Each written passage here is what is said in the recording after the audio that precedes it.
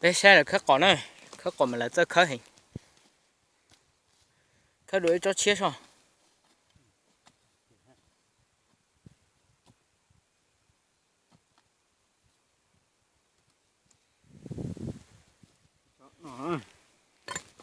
Xe là khắc, tất khắc nữa.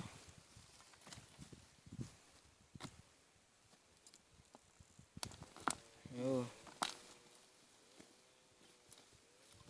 chị, là mới tụi mình đã tiên cao rồi họ chạy lại chơi nhọt cái lò xứ này, của tuần rồi, tí là rong là khắc, của khắc chỉ lấy lo, của chả chỉ bóc khắc nhá, đây là khắc chị, khắc liên nó sẽ thiệt, khắc cỏ này, này, tiên cao họ đó,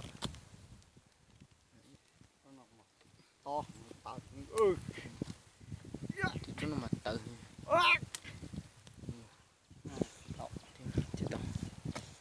Cho nó mà